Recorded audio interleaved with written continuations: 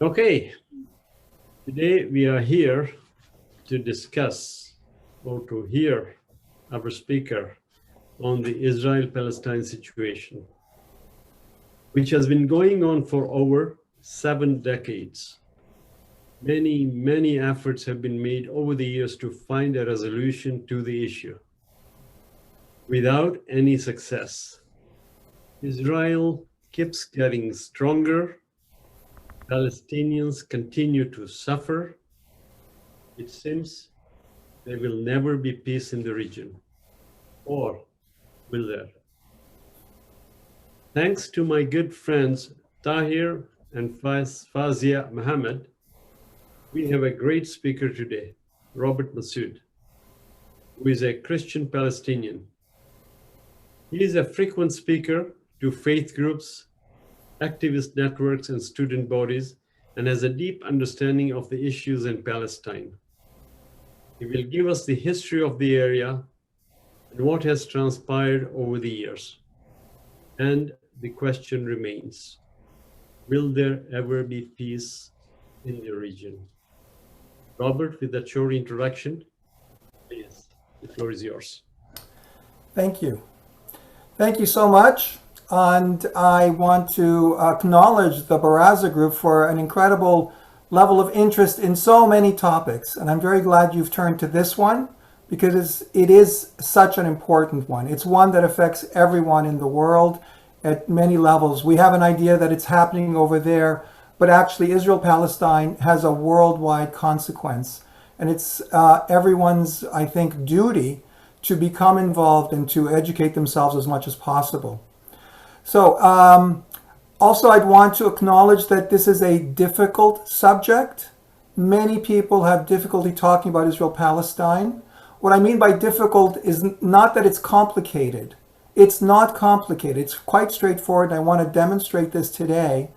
But it is a difficult subject because it calls on people to change their minds, to learn, and to have courage.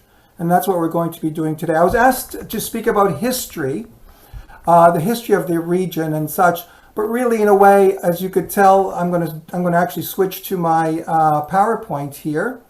Hold on, sorry, there it is. Where is the Israel-Palestine peace train? And the idea here is, of course, that history is great, but it's got to go somewhere. Robert. And where we want it to go, of course, is towards Robert. peace. Yes. Robert. Sorry, we don't see your screen. Okay, hold on. Thank you for that. There we go, hold on. Thanks for doing that. Let's see now. You see it now? Yes. It's coming up. There, okay. So basically, of course, it's about peace, it's about resolution, and that's what we'll be talking about. You will note that I will, in my slides, not be speaking about current events, such as the ones that were introduced by Nazmul. That will come in the Q&A. What I want to do is I want to establish the groundwork for really understanding everything that's happened and will be happening about Israel-Palestine in the future. I also want to say as a disclaimer that I'm speaking only for myself. I do not represent any community or organization. It's purely based on my activist experience over 20 years in Canada, working on Israel-Palestine solidarity. And I also want to underline, and you probably know this, but not a lot of people sort of perhaps think this way, speaking about Zionism, speaking about Israel's actions is not anti-Semitism. Although it is portrayed as such in official circles, it is not anti-Semitism. It is really looking at the situation and trying to describe it. So for myself, my name is Robert Massoud. I am a Palestinian, Canadian. I was born in Jerusalem, in the west side of Jerusalem, that is in the Israeli side, because my parents did not leave during the Nakba of 1948. They remained behind as a very small group of Palestinians, about 150,000 all told, who remained in Israel and became Israeli citizens over time. And that's why I'm Palestinian. I'm also a citizen of Israel, as well as I'm a Christian. For a lot of people, those three things together don't quite add up because they have very particular stereotypical views of Israel and Palestine. So my Christian background has given me also a particular avenue where I can, be, how should I say, in between, whether it's a Jewish community, a Muslim community, or a Christian community. And I love that position of working with all three groups, and this is exactly what I do. I emigrated with my parents to Canada in the 60s. So I came as a young boy, and I grew up pretty much, as you could see, North American, but very much with my Palestinian roots. And so I want to tell you about an organization I started about 18 years ago called Zaytoun. Zaytoun is the Arabic word for olive, and Zaytoun has become, in a way, not just my voice, because that was originally kind of the intention, was how do we speak to North Americans, both Canadians and Americans, in a way about Palestine that is friendly, non-threatening, to create awareness. And Zaytoun, as the olive oil, came to mind. So Zaytoun's an activist project which imports fair trade olive oil from Palestine. It's a bridge to Palestine to connect Canadians and Americans. The olive is really the strongest symbol of the land of Palestine. So if you can't go to Palestine, Palestine comes to you in the form of a bottle that contains olive oil. It is an ambassador for Palestine. Just in the goodness of the oil, the symbol of peace and unity, symbol of light and divinity. These are all aspects of the olive oil and aspects of Palestine. And it's a path for people to join the Palestine Circle of Awareness and to invite others. You would not believe how popular Zaytoun is to be given as gifts to friends and family as a way to introduce them to thinking and speaking about Palestine and to educate themselves. So it's a door opener for learning together about Israel-Palestine, and together is very important. People can do searches and so on online as a solo sort of work, but to do it together with someone else and share experiences and what they know, that's really the ultimate learning. So it's an invitation for us to become active in seeking peace in that region.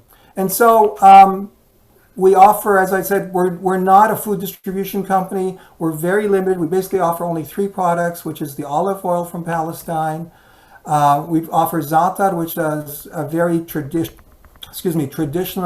herb mix that is particularly used with the olive oil for dipping, but has multiple uses. We have olive oil soap made from 100% olive oil and nothing else. People love this soap. And so really, as you see there, the 3 products. And this is our brochure and kind of our stance, peace in a bottle.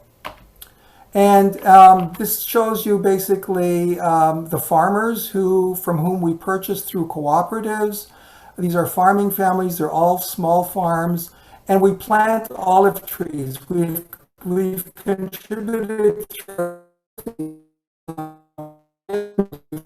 $30,000 planting new olive trees in Palestine to farms that are run by women or farms that have had trees destroyed or imprisoned.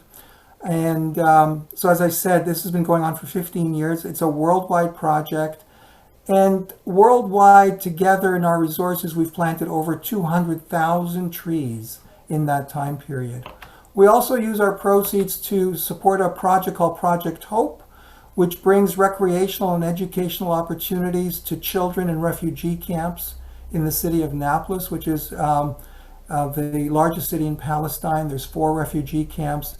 And these are children who really have no opportunity for education or recreation in the sense that, our children here in Canada are fortunate to have. So we've contributed to them also about $280,000 over the years. So now I want to take just a brief note here. Can everybody hear me okay and see the slides okay? Yes? Massoud? Yeah. Are you okay? Hi, your Okay. voice seems to Okay. be cracking up, but it's because of the internet connection, but otherwise it's okay. Okay. So the question is, what is your worldview? And one's worldview is how they view the world and what's happening in the world, the filters that they have, the images and the pictures. And generally, this is the way we view the world. It's how we've seen it, how we've been taught, how it's always represented. And the thing about Palestine and why we don't really get any progress on Palestine in the way that we'd like to see, and you could perhaps also expand that to the world, Middle East and the greater Middle East, is we need to challenge the worldview, and Palestine challenges that worldview. So we have it almost puts it on its head. What we thought we knew is actually not the reality, or we just don't know enough to represent reality. So this is why Palestine is such a challenge and so difficult. It's not complicated, it's difficult. And so the question there is, hold on there, what is Zionism? Zionism is many different things to many different people and groups. And there's many forms of Zionism. There's historical, biblical, religious, cultural, social, and political. The one that we're most interested in is indigenous people. So, sorry, I'm going to start over on that because the recording stopped. Political Zionism is a settler colonial project launched 120 years ago to replace the indigenous people of historic Palestine with a Jewish population coming mostly from Europe and the West. It can be phrased, so the definition of Zionism can be phrased and redefined and rationalized differently, but that is the objective facts on the ground outcome we can observe in front of us today. It was a very contentious project from its origins in the 1890s, especially among world Jewry, who did not see a Jewish state being in the interests of Jews worldwide. It did not even get a majority support among Jews until the Nazi era of the 1930s. Political Zionism fits our general understanding of ideology. That is, it's ideas and concepts underlying a political program and a project. So, how did we get to here? I just need to move something here.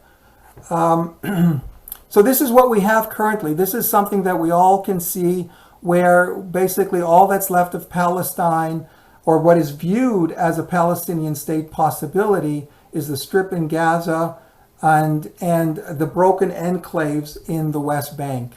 It represents 12% of the original landmass of historical Palestine. So how did we get here from here? Sorry, I'm working on something here. There, from here. So this is where we were in 1917. As you could see, there was hardly any Jewish settlement. There was a Jewish population, and it was all virtually Palestinian land. So in a space of basically a little over a century, we've gone from what's on the right to what's on the left.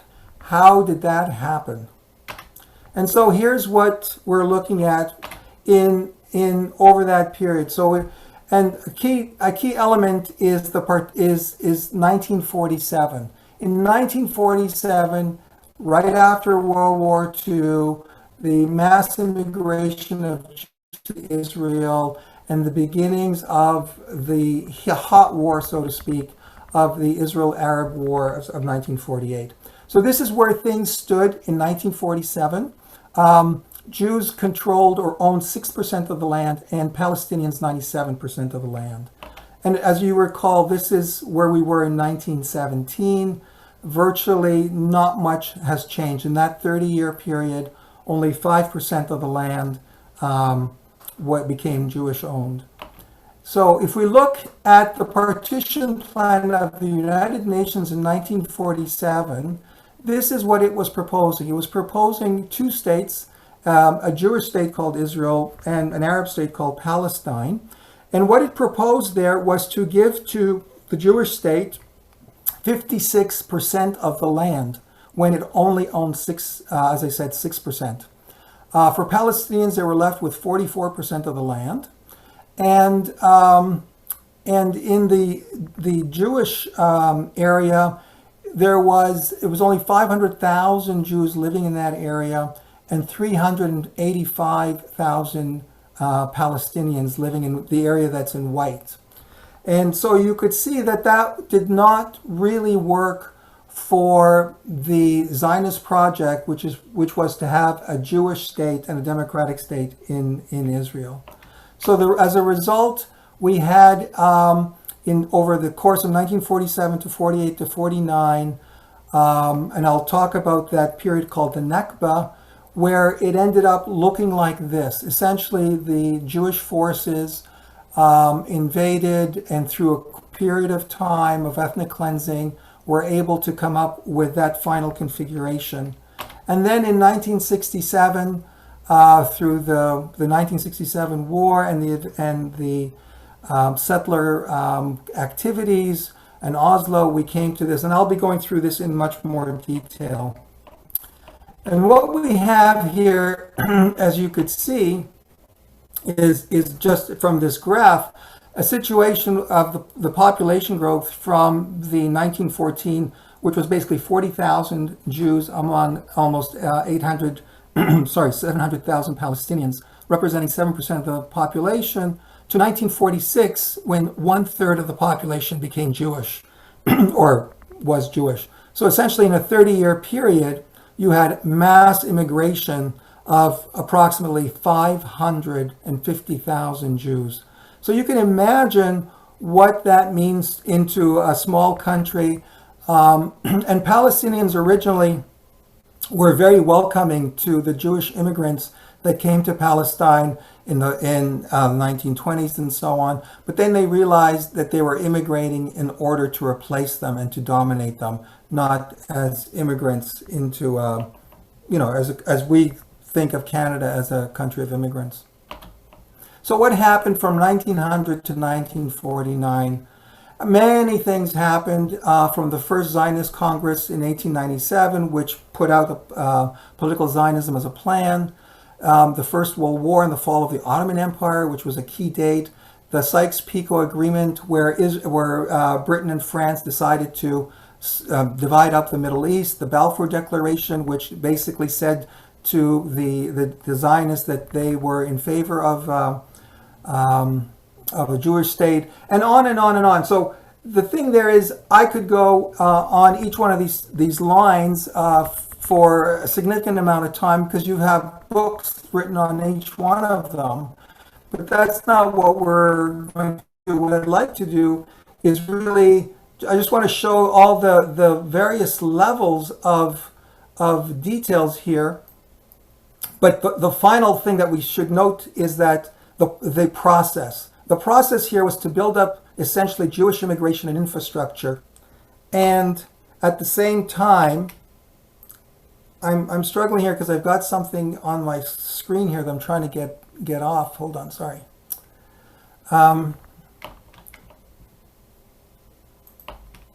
While tearing down Palestinian society and capacity. This was the goal of the 30 years between the Belford Declaration of 1917 and 1948. And the result was stealing of a land and exile of 3/4 of its people, which is the 3/4 of the Palestinians living in the land in 1948. And so this is the Nakba, the period known as the catastrophe by Palestinians. People think the Nakba was only started in May 1948, but really it began the day after the UN partition in November 29th, 1947. And it went on for about a 2-year period before the armistice was actually declared. And in that period, 700,000 Palestinians fled or were exiled from their land, 600 villages destroyed or depopulated. The refugees were not allowed to return. All their land was confiscated without compensation and held in perpetuity for the Jewish people. Palestine was halved in size again from the partition plan of 44% to only 22%. That's the area of the West Bank in 1948 and Gaza. And 150,000 Palestinians remained, including my parents, out of the original 900,000 Palestinians who lived prior to the Nakba in Palestine. Palestinians call it the Nakba, which is catastrophe in Arabic, and Israelis call it the War of Independence. And the Palestinian state was not realized. Egypt held Gaza, and Jordan held the West Bank, and Palestinians became essentially refugees and stateless. And here is a map showing the various flows of people as refugees out of their homes into various areas. So a number of Palestinians went to neighboring Arab countries as refugees and are still there 4 generations later. Some Palestinians who were in what became Israel went to the West Bank. And so they became refugees twice over, in 1948 and in 1967. So what we have is Israel 50 years in the making in that period. And what we have, first of all, here is Herzl's book. Theodor Herzl is called the father of Zionism, a person who really was the engine behind Zionism. And he wrote a book in 1896 called The Jewish State. And it's important that that's the name of the book, because the Jewish state was always the objective of Zionism. It wasn't a homeland necessarily, or just a homeland for the Jews. It was the Jewish state. And from this book and from Herzl's efforts in the First Zionist Congress came a massive effort to work with the powers, the great powers of the day. And it took basically a 20-year period after Herzl had basically approached the Ottoman Empire, the Sultan, the Kaiser in Germany, the Tsar in Russia, and finally the British the British in England, to basically accede to the homeland. And here's the Belford Declaration. Basically, it's one sentence that was written over a period of 3 months in 4 drafts, and it reads, "His Majesty's government views with favor the establishment in Palestine of a national home for the Jewish people and will use their best endeavors to facilitate the achievement of this project, it being clearly understood that nothing shall be done which may prejudice the civil and religious rights of existing non-Jewish communities in Palestine or the rights and political status enjoyed in Jews in any other country." So it sounds pretty innocuous, but this is an extremely crafted short document that becomes the basis of Zionism and Zionists' claim in the legal realm. And if you look at it, there's 2 very, very important aspects to it. Number one is it completely writes off the Palestinians. It writes off the people who live there as an identity. They are only identified as non-Jewish. It only recognizes Jewish people and everybody else. And this is important from a legal standpoint going forward. The other important thing is it recognizes civil and religious rights, which is great. I mean, that's wonderful. But what it doesn't mention is it doesn't mention national or political rights. And that's very important when you're talking about states and statehood at the level of the United Nations and in international law. So the Balfour Declaration is extremely important in the next 30 years leading up to the creation of the State of Israel in May 1948, which also is kind of the middle of the Nakba, not or beginning of the Nakba. So what happened from 1950 to 1999? A great many things happened. In the 1950s, further villages were destroyed and consolidated. A number of laws were passed. There was a second Arab-Israeli war in the Suez Crisis. Martial law on Palestinians living in Israel lasted for 18 years. Then, of course, the Six-Day War in 1967 and the conquest of the West Bank. Annexation of East Jerusalem right afterwards, which is illegal. The annexation of the Golan Heights, again illegal by international law. 1973, the Yom Kippur War, and again, so on, and a number of peace accords that have really not led anywhere, you could say. We'll talk about the Oslo Accord, which is the one, you could say, real attempt that was successful in leading to a legal process and documentation. So, what is the process? The process is 50 years of consolidation and expansion. Essentially, that's what those 50 years were all about.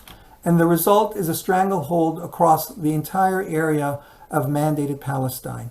You could say that Israel now rules to varying degrees and controls the entire landmass of mandated Palestine.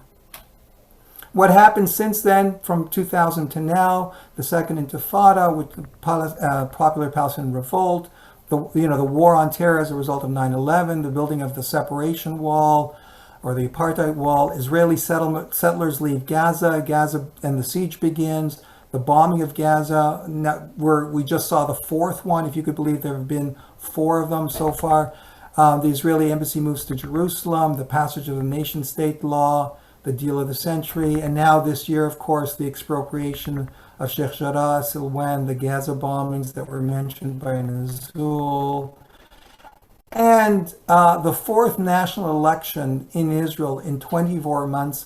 And as of today, the ouster of Netanyahu. Netanyahu is no longer the prime minister. He's now the leader of the opposition, replaced by a very, very right-wing government led by Naftali Bennett. So the process is the Judaization of Jerusalem and the de facto annexation of the West Bank, and the death of the two-state solution, which was the basis of peace for 30 plus years. So, and that's 50 years in the making. And so I want to show you basically that period of consolidation.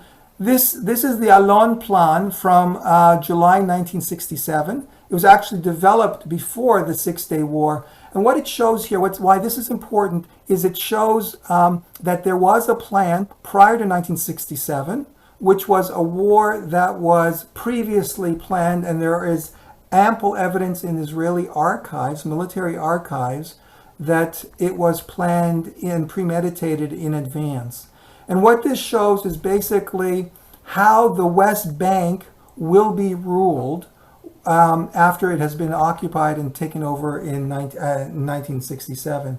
And what we'll notice here is how the Oslo Accord of 1993 actually mirrors the Alon Plan 30 years previously. What it does is it basically shows how the Palestinians are in Zone A, where they have both civil and administrative control, allegedly. But what it shows is what that land is the most number of Palestinians on the least amount of land. And Zone B is where Palestinians nominally have administrative authority, but not the military authority. This is where Israel has. And Zone C, which represents about 60% of the West Bank, is entirely in under Israeli military and administrative control. And as you can see, this is what is being proposed and happened by Netanyahu previously, although not acted upon, was the annexation of the entire Jordan Valley, which would represent about a quarter of the West Bank as it exists right now. So this is kind of the you could say the culmination of and the annexation of that 50-year process. So we often hear that Israel is the only democracy, and that's why it deserves our support. I mean, here's Justin Trudeau and Stephen Harper before him, and practically everybody else in the world. We will have Israel's back because it is the only real democracy in the Middle East, sharing the very values and ideals that define Canada, values of openness, respect, compassion, seek for justice, and search for peace. I mean, basically, this is the worldview consensus of our politicians and our institutes, media, or in the academy about Israel's relationship to the Middle East or in the Middle East. And here are the candidates from, not this election particularly, but they're the same ones. I mean, there's Netanyahu and Gantz, who's been replaced by another Yapid is his name. But notice sort of who these main characters are. Like there's Lieberman, who's the foreign minister and defense minister. Those who are against us deserve to have their heads chopped off with an axe. And here's Bennett, who is now the prime minister of Israel. He's at the very bottom. He says, I've killed lots of Arabs in my life. There's no problem with that. And so, Israel is the only democracy. Here, if we look at who's under Israeli control, there's essentially about 12, almost 13 million people. And of those 13 million, basically 6 million Palestinians don't really have the vote. There's about 1.2 million Palestinians that you see in the middle who live inside Israel, who do get to vote inside of Israel as they are citizens, but their votes in a way are wasted from the standpoint that they vote for smaller parties such as Arab parties, Muslim parties, Communist Party, but these parties are never invited to form the government. And so effectively those votes are never quite enacted in the policies or in the actions of the government. And the result is that those Palestinian citizens are not served by the educational system, by the municipal services and so on, because they're not truly represented in that way. And of course, the 4.5 million Palestinians who live in Gaza and the West Bank have no say in the government that rules over them. And if we're talking about democracy in Israel, this is, of course, Benjamin Netanyahu, who March 9th, 2019 said the following: Israel is not a state of all its citizens. According to the basic nationality law we passed in July 2018, Israel is the nation state of the Jewish people and only it. And in case you don't get that, he repeated it in a different way. Israel is a Jewish democratic nation state, not of all its citizens, but only of the Jewish people. I don't know quite how, that is reconciled with democracy. And I mean, Netanyahu can claim to be, democratic, and Israel can claim it, but this does not sound like a democratic outcome in any way.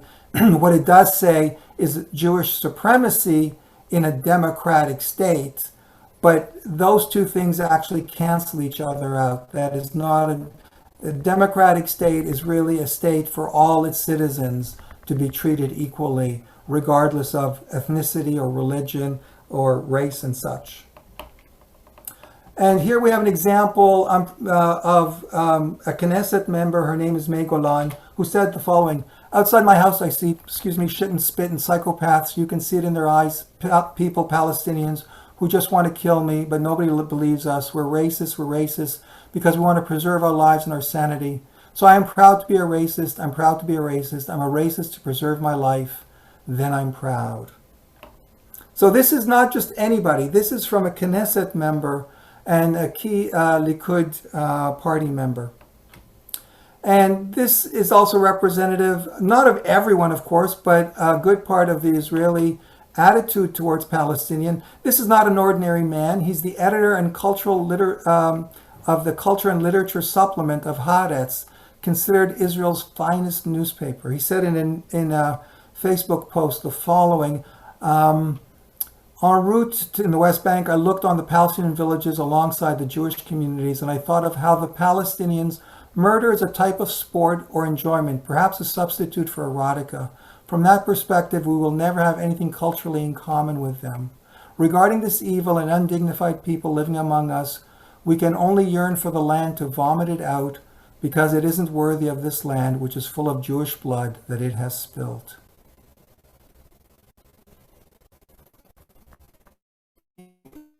That someone again in cultural authority, by the way, he's still in his position as editor of Haaretz, to have said this and get away with it, shows the level of consensus about where Palestinians are in the relationship with Israel and Jews in Israel.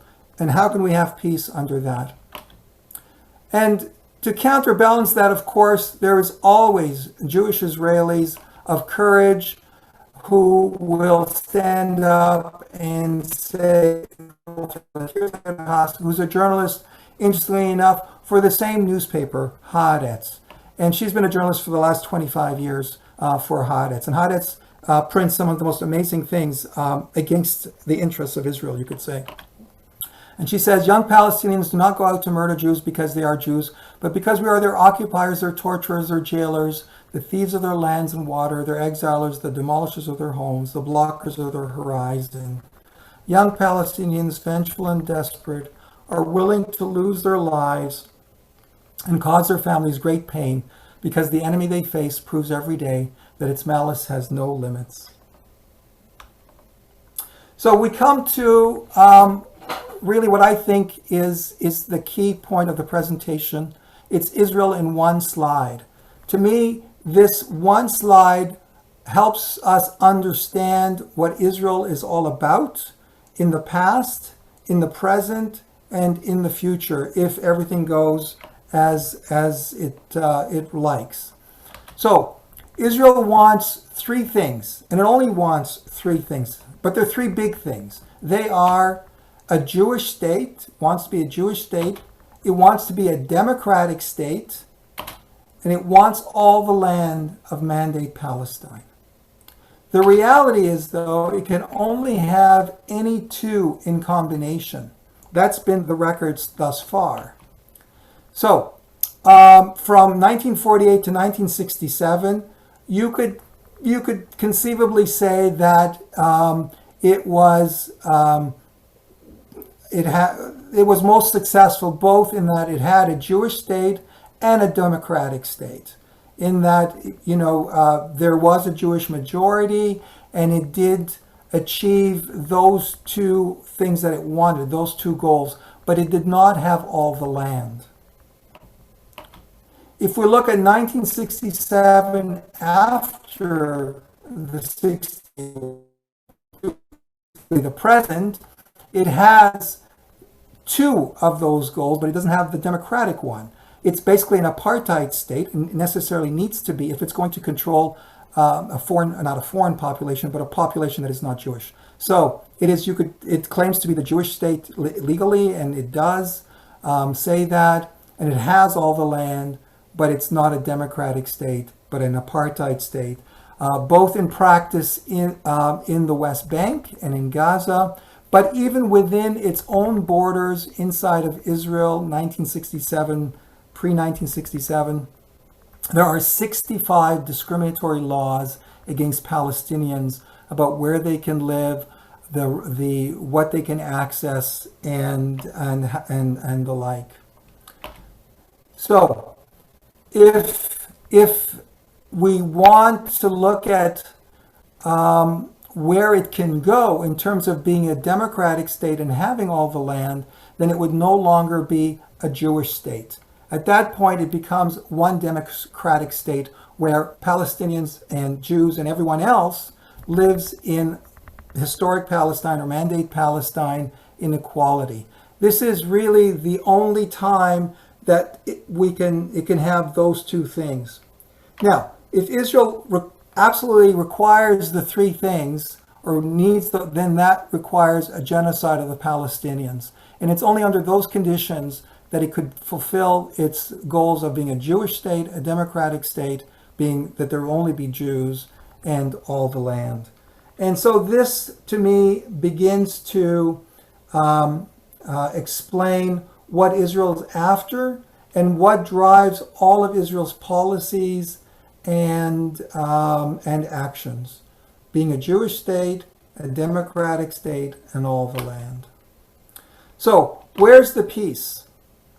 And I want to quote something from Charlie Munger, who was a lifelong friend and business partner of Warren Buffett. I came across this a couple of months ago, and I thought it was so incredibly powerful in all aspects. And he said basically, show me the incentive, and I will show you the outcome.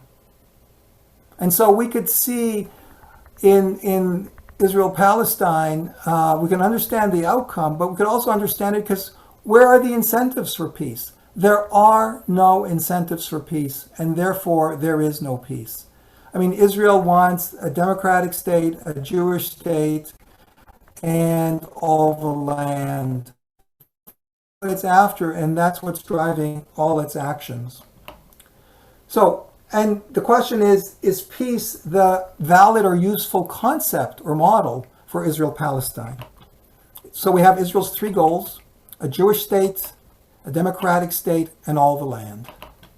But we also have a new recognition in the world, and we've seen this especially in the last month with incredible support. For the first time ever, the world and the public responded to Israel's actions against Palestinians, both inside of Israel, the West Bank, Gaza.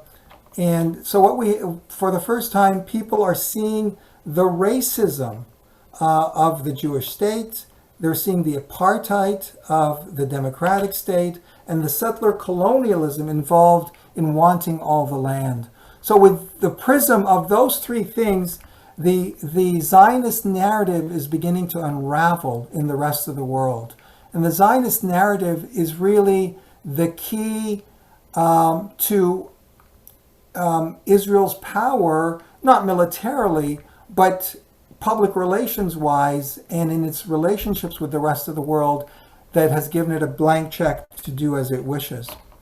And so really there's only just one outcome that will satisfy all people regardless of race and ethnicity and religion. And that is what I call decolonization. If we accept that Israel-Palestine is really a settler colonial situation, then peace doesn't work in that context. It's the same thing as here in Canada. Can we have peace with our First Nations people?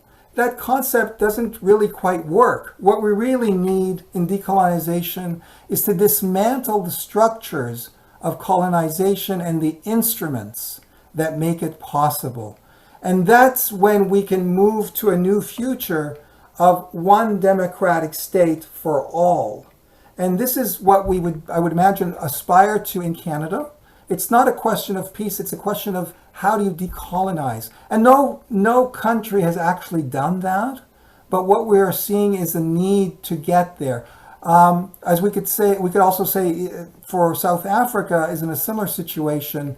It also needs to decolonize. You could say it has peace, but has it really achieved decolonization where the black population is in an equivalent power state, you could say, with the white population, irrespective of the ANC and black political power.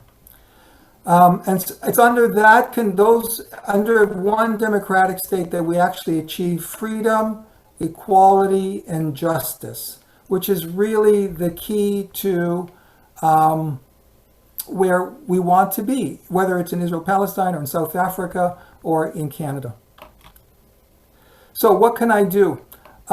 There's many things you can do. You can educate yourself, learning and preparing. You can also, of course, act on your own, or on your own you can act and engage through petitions, through joining other organizations with families and friends. You can share and model that information that you've gathered. You can join with organizations and participate with those organizations, so it's no longer just yourself. And I'm going to give a list of such organizations. And ultimately, you can take leadership role by leading and creating initiatives. So where can I go for help? The Christian denominations all have peace programs for Israel and Palestine. There's faith-based activist groups such as United Church and Kairos. There are secular ones like CJPME, Canada Talks, Israel-Palestine, and many others. There are many Jewish organizations like Independent Jewish Voices, United Jewish People's Order, and many others. Very powerful and great allies of Israel-Palestine.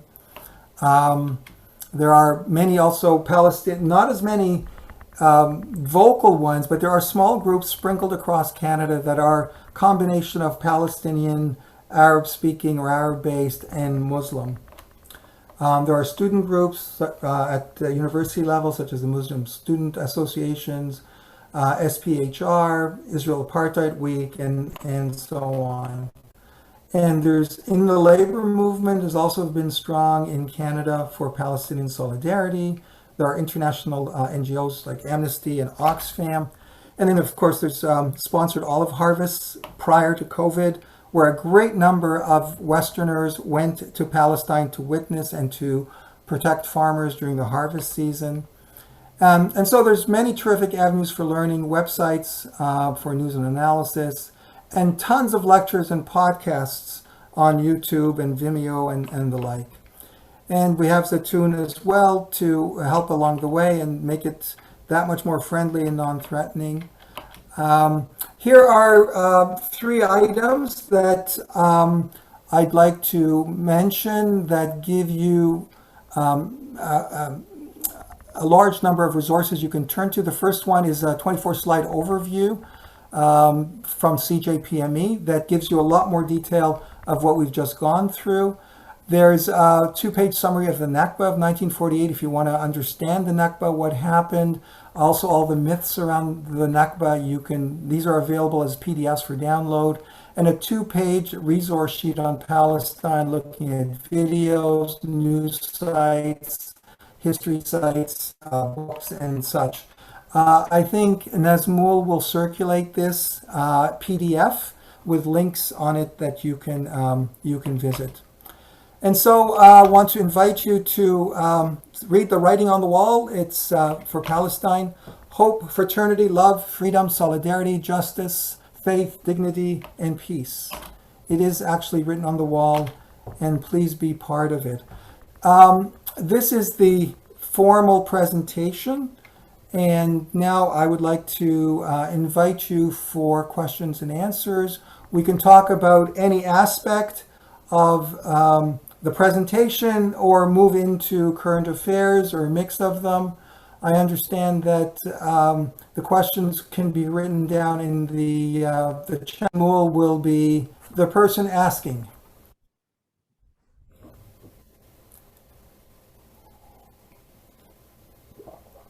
Okay. Okay, Nazmul, when you're ready. Yep. Okay, it's compliments to you for giving us the history and prayers that they get their land back and the human rights restored. Audience, Robert, as I told you, there's so many competing programs going on, so we don't have the large crowd which we normally have, but it is what it is, right? Absolutely. The people who are here need to be here, and I'm very happy to address them. I thank you so much for listening. I hope everybody was able to hear and keep up. It's a lot of information in a very short period of time. Robert, if I can ask you a question, there is so much support. Firstly, there is the misinformation from the Zionist state. There is so much support from the Western governments, including our government, Canada, US, Europe. Is there really any hope for Palestinians, getting their rights back and any chance of peace? Well, it's interesting that you should say that, because I could say for the first time in my life, I'm actually optimistic. I've lived on hope all this time, but from the last month and 6 weeks, I can actually feel optimistic at what is happening. In the past, when Gaza would be bombed and so on, you would just kind of, grit your teeth and wait for the next event. But after this last one, the response from the public, the response from media, we've seen the kind of reporting that we've only dreamed of. I mean, the New York Times on its front page, the Washington Post. So things are definitely changing, and the Zionist narrative, which is what keeps Israel alive in the West and gives it the blank check that it has, is beginning to unravel. And you could see how Israel and all its various, tools are actually scrambling hugely to try to suppress the kind of information, the kind of responses that are happening in the entire world. I just want to relate something to you. There was an Israeli politician who said, the more people find out about Palestine or about the conflict, if you want to use that word, the more they become pro-Palestinian. But the problem is that information isn't really coming out. Well, it is beginning to come out. And I think through the internet, all the gatekeepers of the media and the universities and so on are breaking down. So it's not going to be tomorrow. There's no question it's not tomorrow. Israel and Zionism is still an enormous force, but it is the beginning. So my optimism is not that there's going to be a Palestine tomorrow or next year, but that we have begun the process. Now, let me tell you, Henry Kissinger, who is kind of the muse of realpolitik and the United States and imperialism, and has been since the 1960s, he said in an interview in 2012, he said, in 10 years, there will no longer be an Israel. I mean, that's pretty shocking. How would Henry Kissinger, say such a thing? What does he know that we don't know? And Henry Kissinger, I don't think he meant that there will no longer be an Israel. He was, or Jewish people. What he was saying is that Israel will not be able to continue as it has. There will have to be major changes in the character of Israel and how it deals with the Palestinians and how it deals with the world. And so for me, that's a hugely important, you could almost say ally to see this. I mean, of all people, Henry Kissinger. Yeah.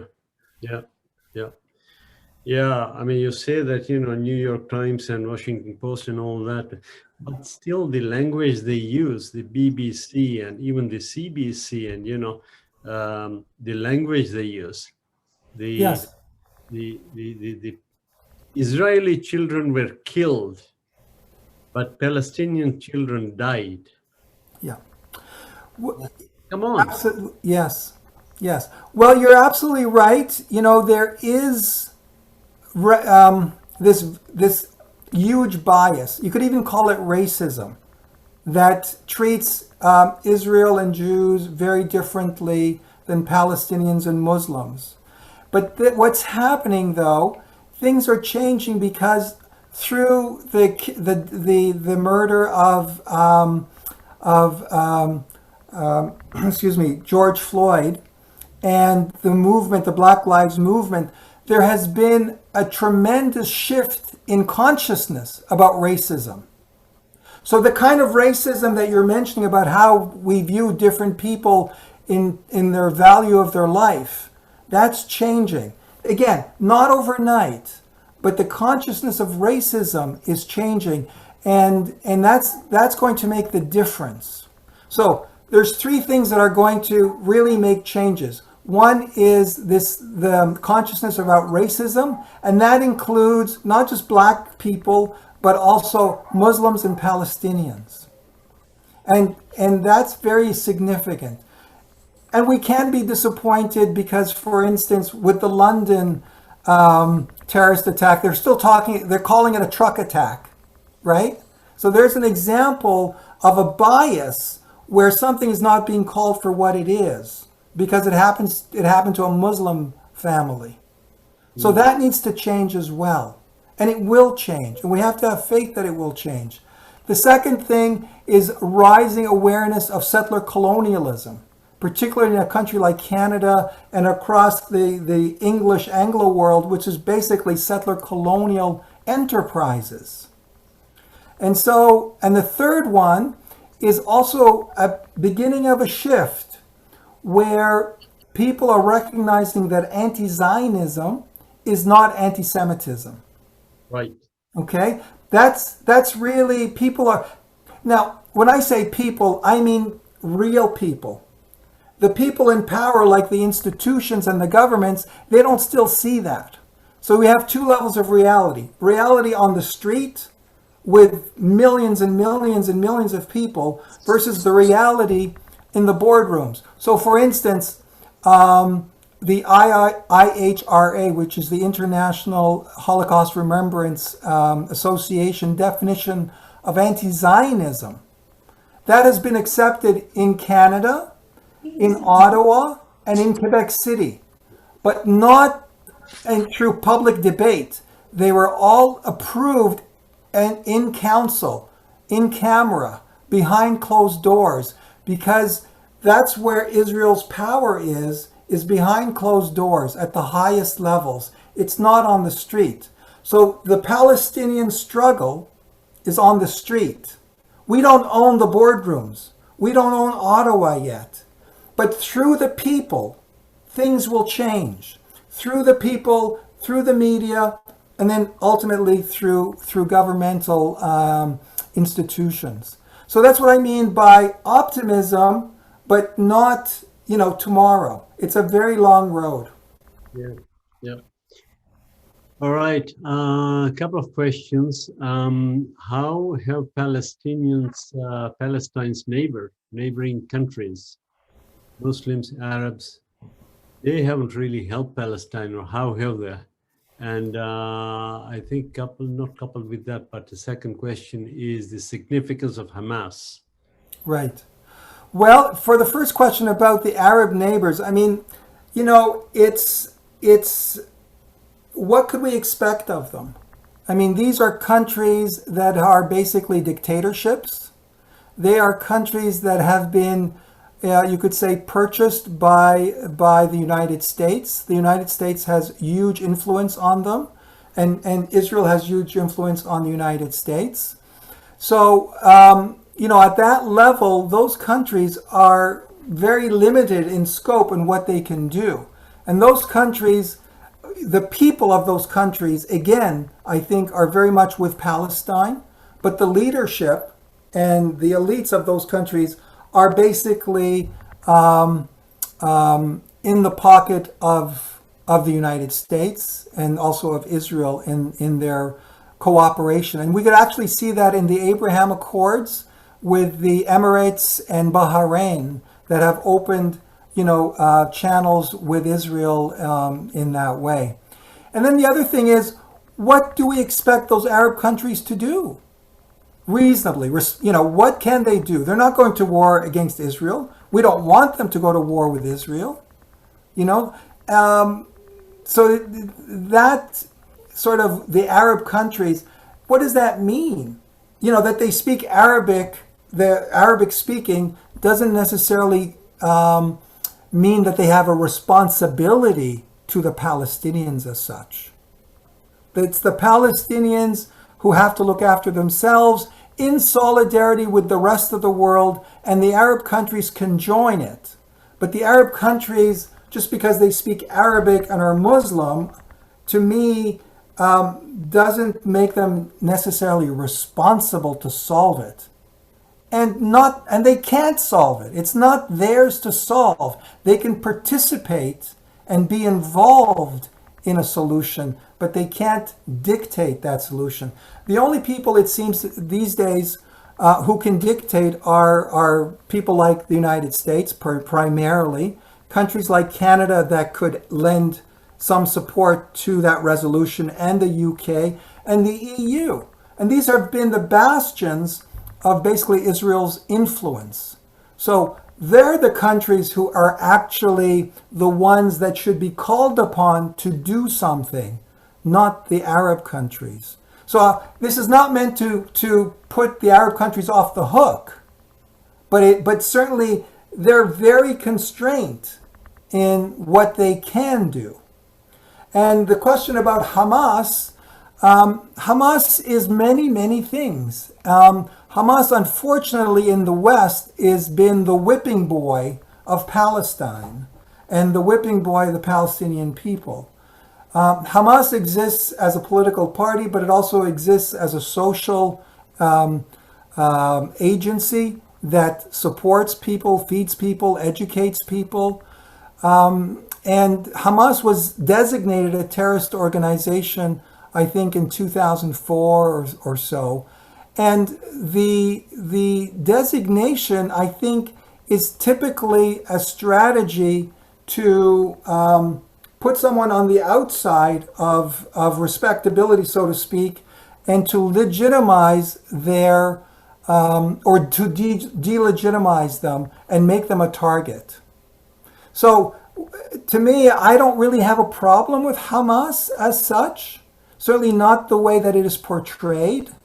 Hamas represents Gaza, and Hamas won the election of 2006. The last election was held in 2006, and Hamas won it hands down in an election that was monitored by thousands of people, including Jimmy Carter and many, many European agencies.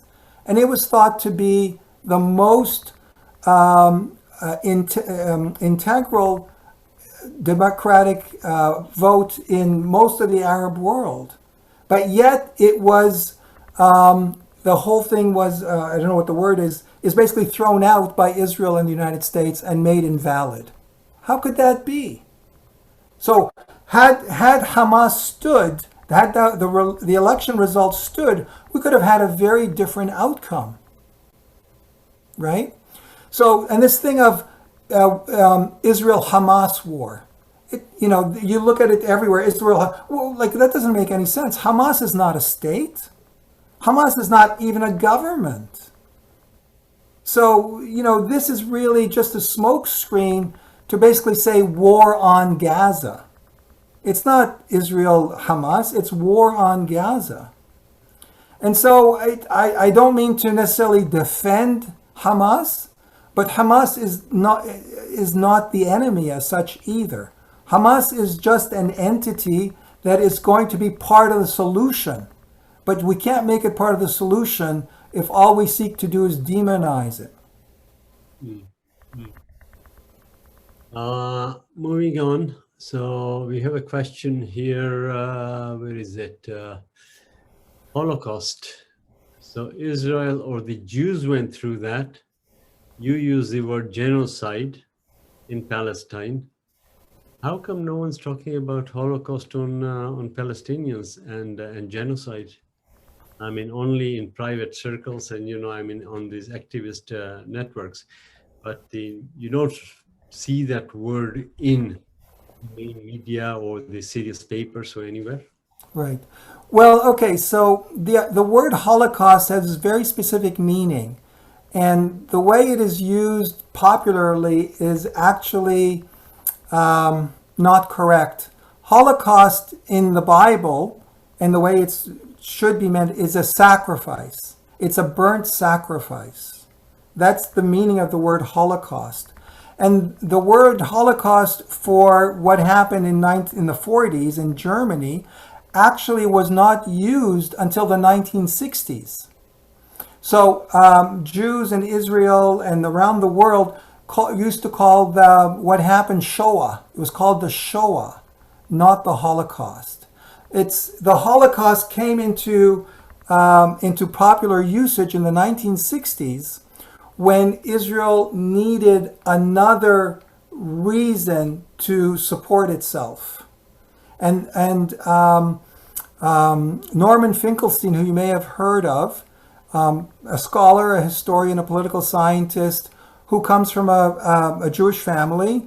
His parents were survivors of the Holocaust. He wrote a book called the Holocaust Industry, the Holocaust Industry, where he talks about the Holocaust, which is a real event, actually being taken advantage of and manipulated in that way to support Israel's programs. And for him, that sullies the memory of the Jews who died during the Holocaust. because they are being used and manipulated. And this is a feeling across many Jews, anti-Zionist Jews, who say never again for anyone.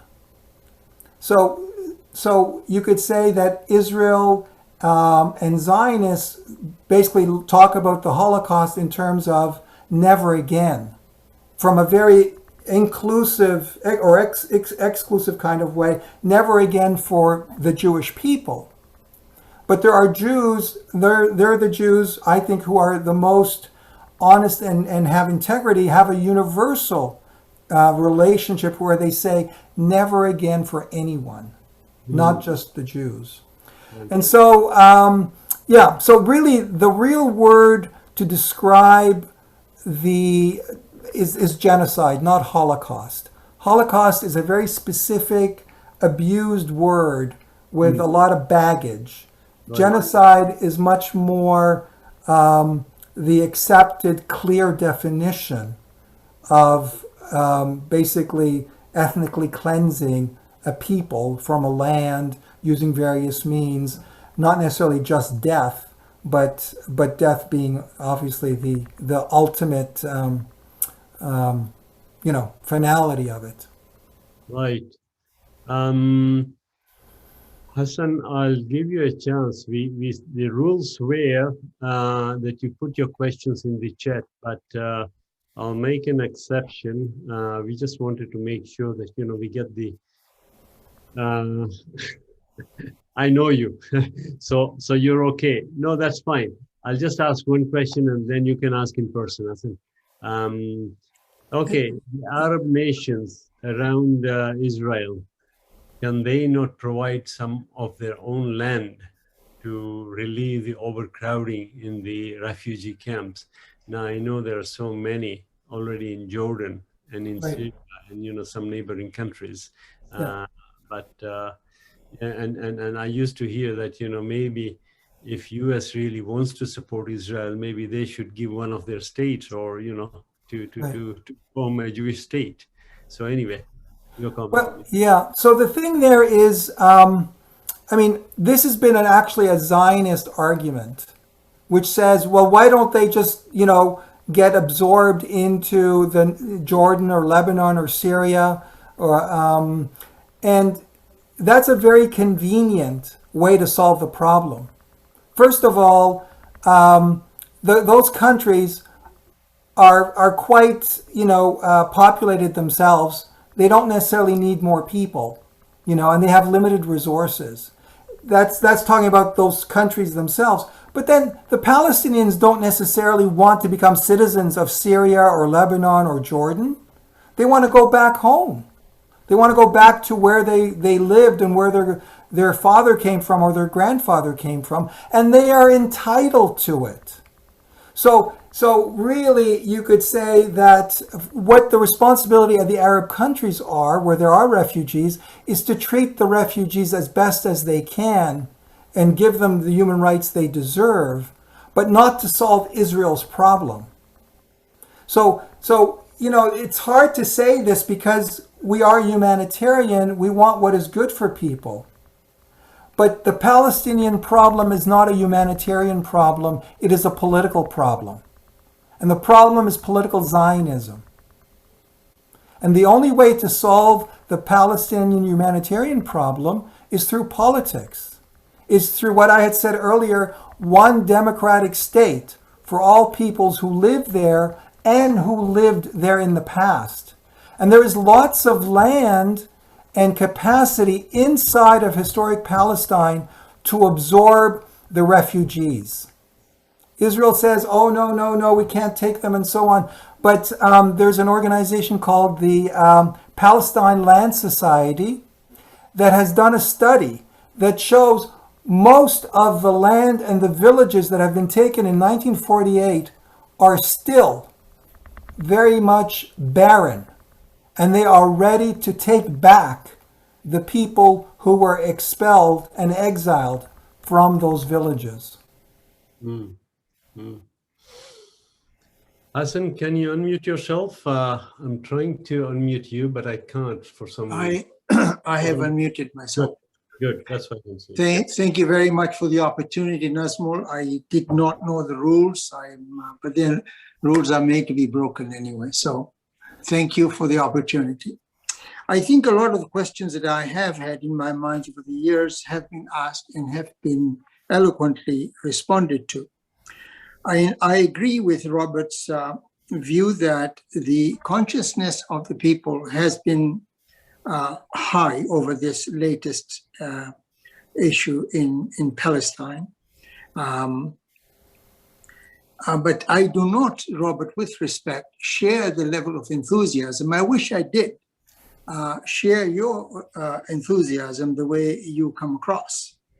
I also understand that the unequivocal and unconditional support of Israel by the United States is bound to be reduced as time goes by because of the growing vocal progressive voices within the Democratic Party. I do not see that kind of progressive voices come out of the Republican Party. So I do not share, again, that enthusiasm. I think the best defense is some form of offense on the part of the Palestinians themselves. And that includes a reconciliation between Hamas and Mohammed Abbas's group. And that group, I think, needs to be rejuvenated by introducing fresh blood instead of the 85-year-old man who does not have the energy, the impetus, nor the desire to be as aggressive as one ought to be under the circumstances. Finally, I think, although you said that the Arab countries are controlled by the United States, I hear that, but it is very discouraging to a lot of people, me included, to see that the United Arab Emirates says to Hamas, stop these rockets or else we are going to defund you. Mm-hmm. That is unacceptable in humanitarian way of looking at it. There should be, therefore, a consensus to develop some moral suasion to get the Arab countries to put some pressure, however little it might be. But there is strength in unity. Mm-hmm. And the Palestinian and the Arab world has been fragmented and divided, right, and reduces the chance of the Palestinian getting their homeland again. It's not a question in a way, but it's a comment. And maybe you want to comment on that. Yes, I do. Yeah. Thank you so much. I mean, I don't disagree with anything that you said. Number one, my optimism, I mean, it's relative optimism. As I said, it's like I could have a better feeling today than I would have had, the last time Gaza was bombed. So if I look at myself today versus 2014, the last time it was bombed, I'm much more optimistic. So please be optimistic. I want to say to all of you, please be optimistic. Only in the sense that it's relative optimism. We're moving forward, okay? So the optimism, if you want to be very, moderate about it or very circumspect, it's limited optimism, but have some optimism. We're moving forward. Number two, about Fatah and Hamas, absolutely. They've been trying to do that for the last 15 years or so, but it's very difficult when you're sabotaged. See, it's not that the Palestinians are disunited, they don't want to. They are just being sabotaged. Their efforts are sabotaged at every turn. And so that's the challenge. The challenge is, how can Palestinians gain unity when they are so fragmented and so easily manipulated through funds, through bribes, through position, and that I think is the challenge. And yes, Abbas should have left 10 years ago, just like Arafat should have left 10 years before he did. Unfortunately, in the Arab world, for the most part, leaders, dictators, they just assume they're there for life. There isn't a sense of, my time has passed. I've done the most I could. Now it's time for new blood, as you're describing. I'm 100% with you. It's time for new blood, so to speak. Abbas should go, and he should have gone a long time ago. And yes, absolutely, there should be unity, but in the larger Arab world, in the larger Muslim world. But again, you've got these various forces that divide and rule. I mean, isn't that the classic, divide and conquer? And unfortunately, the Middle East has been the most clear example of that process and that strategy for the last 150 years since the Suez Canal. So the challenge is, how do we overcome that? How do we find unity against an incredible empire, a Western empire, that just seeks to divide us and throws money around and throws military resources around and makes promises to dictators, we'll keep you in power if you do this. Those are the challenges. There is one answer that I can give you to help a little bit, but it might not be, it might not. Am I gone? Okay. Very quickly. You took more than your allotted time, but very quickly, just make the final. No, I don't want to offend anymore. All Thank right. you very much for the opportunity. Thank you. Thank you, Hassan. We are at 3:30. I'll just read out a comment from Faida. Palestine is part of the Arab world, represented in all of its regions. The Arabic language is part of the Palestinian identity and cannot be separated. When talking about Palestine, we must not separate it from the Arab world, because this is what Zionists want. Zionism wants to isolate Palestine from the rest of the Arab countries in order not to have a historical depth in the rest of the Arab countries. Robert, comments? So there's two realities there. Absolutely, Palestine is part of the Arab world, and the Arab world should work in favor of seeing a resolution in Palestine, have a responsibility. But the thing that I was trying to get at in my comments was that, we can't leave it to the Arab world to do that. It doesn't have the power. Because that's what the Zionists say, is let the Arabs, the Arab people take care of Palestine and they'll go out there and so on. No, it doesn't work that way. That's a very convenient solution to the Palestinian problem. And what I want to do is I want to say there's only one solution to the Palestinian problem, and that is to put an end to Zionism and the Zionist project. It's not about, throwing, the Jews in the sea and all that, although that's how, Israel portrays it. It's about ending the Zionist project, ending a Zionist government, and creating one democratic state for all. That's what we mean. And that can only happen within the confines of historic Palestine with the help of the Arab countries, but primarily with the help of the United States and Western allies. But definitely, Palestine is part of the Arabic culture, part of the Arabic language, and it would be a crime if it wasn't. But I want to be realistic about the power of the Arab-speaking world. Right. Hussein Chagani, did you have a question? Hussein? No? Let me ask you one final question, very, very brief and, a short answer from you. Is it in the interest of the Western countries, US particularly, not so much Canada, but Europe as well, to have peace in the region? Don't they want to see conflict going on for years and years so they have peace in the rest of the world? Well, in a world of normal people, goodwill people, honest people, you would think exactly what you say. But in a world of empire, in a world of conflicting goals, in a world of militarism, Israel serves an incredible purpose. Israel is a laboratory for weaponry, both to develop it, to modify it, and to use it. And so Israel actually serves a purpose in the West.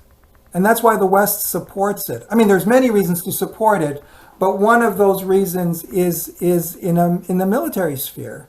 I mean, Israel has sold itself originally to the British as a toehold in Asia Minor to counteract the Ottomans and the Arab countries and so on. And there still is that kind of thinking that Israel is kind of the aircraft carrier at the east of the Mediterranean, right? And the United States stockpiles billions of dollars of arms in Israel for use in the Middle East. So Israel has, is not kind of doesn't only exist for its own purposes. It exists also with a Western geopolitical kind of view to controlling the region. I mean, for me, when I look at it, I would have thought, geez, if you wanted Iraqi oil or Syrian this, just go in and buy it. They would have gladly given it to you, for a fair value. But somehow that wasn't enough. If you seek control, then you go back to, this divide and rule. And Israel has been an excellent vehicle for dividing that region and thereby ruling it.